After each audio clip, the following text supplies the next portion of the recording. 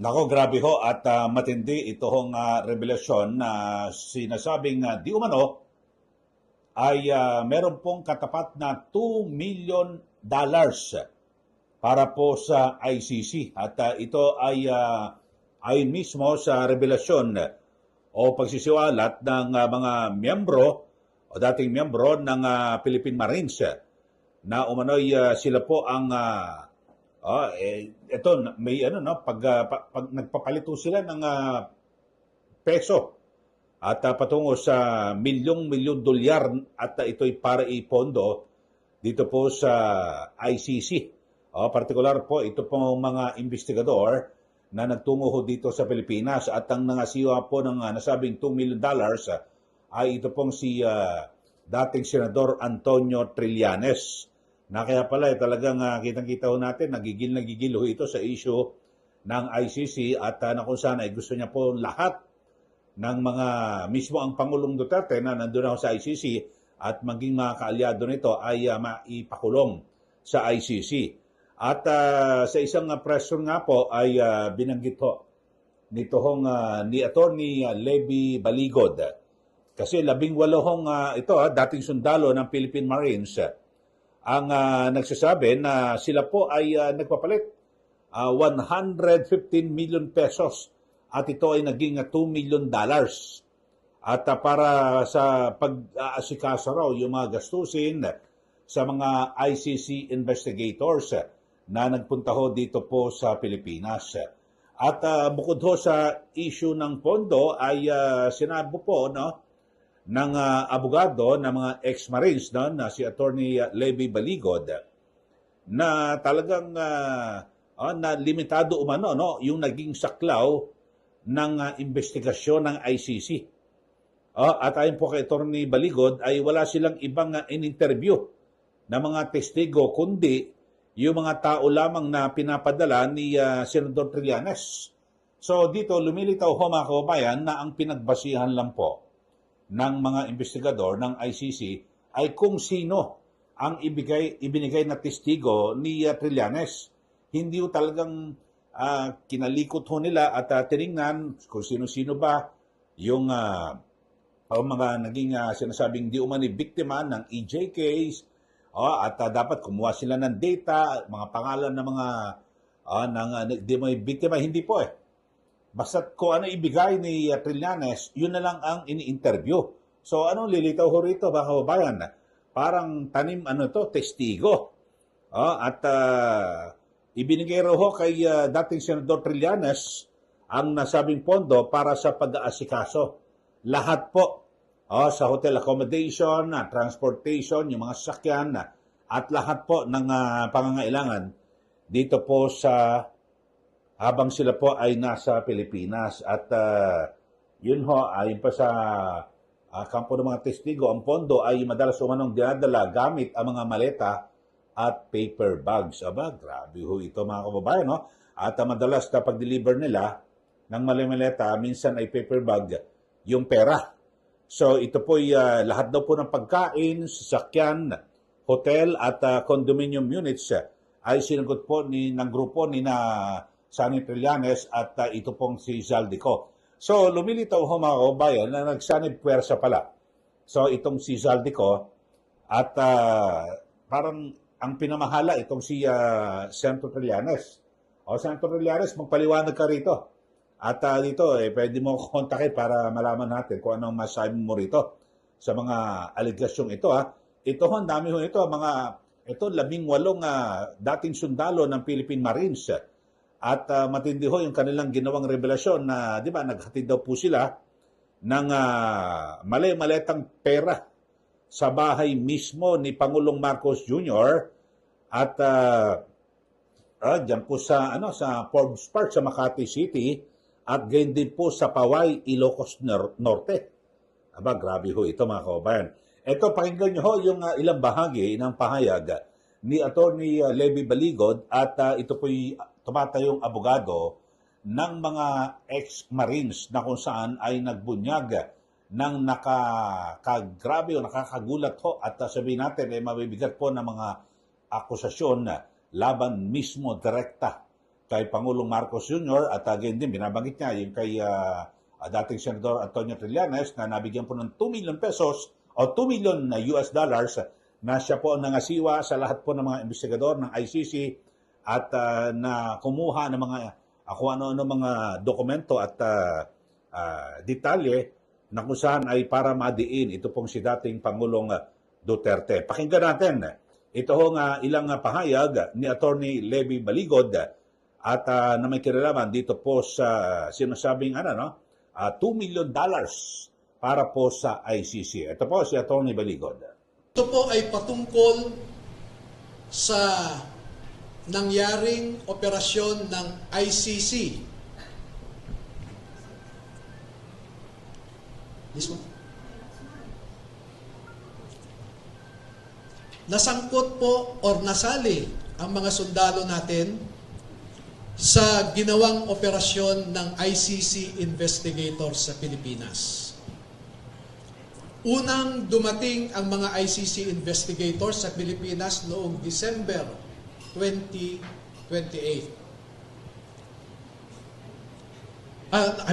December of 2023. At bago mag-December 2023 ay inutusan sila na magpapalit ng peso to dollars. 2 maleta na ang bawat maleta ay may nilalaman na 56 million pesos. Kaya nakapagpalit sila ng equivalent to 2 million dollars. At ang sabi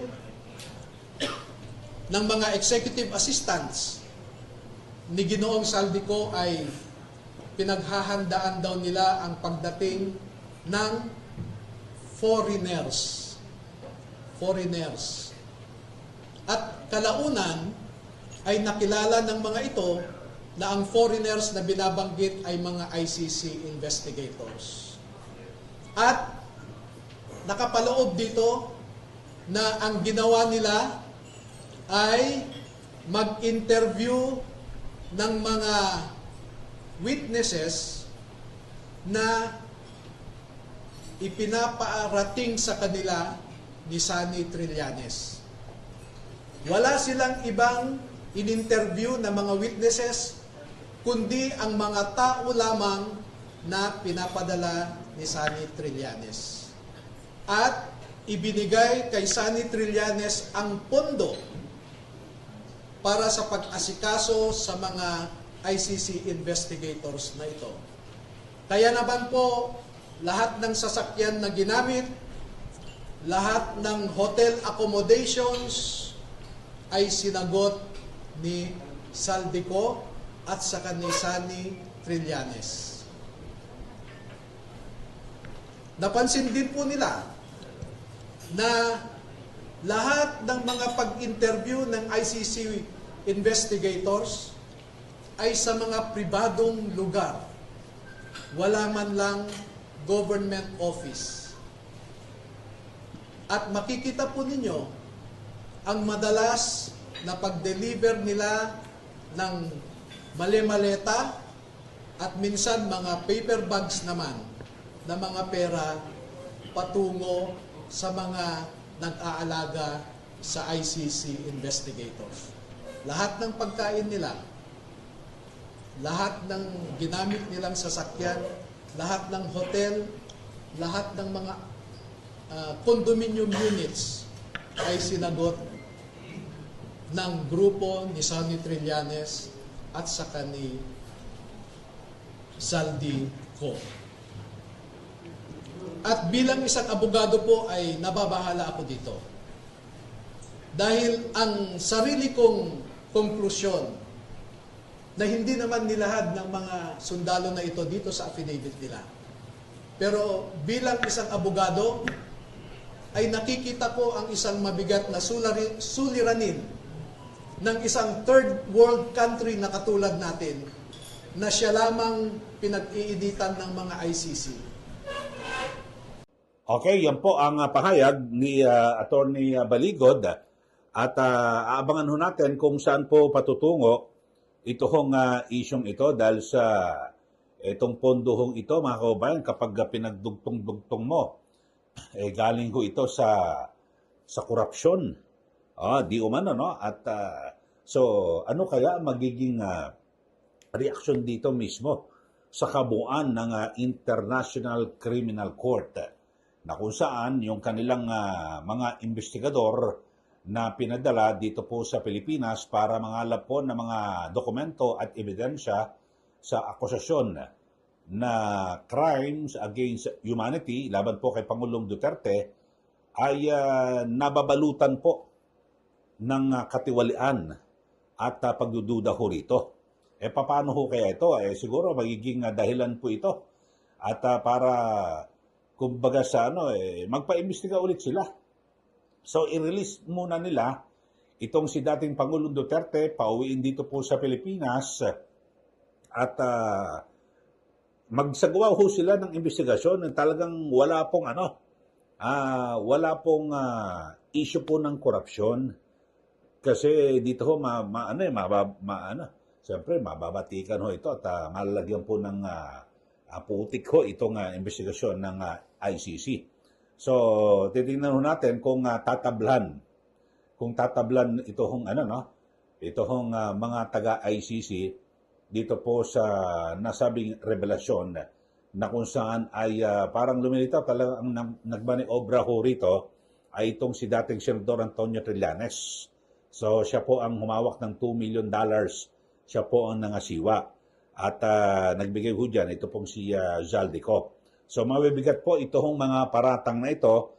At marami po ng mga issue, di ba? Dito ho, ang matindi ho, yung binabanggit ng dating mga Marines.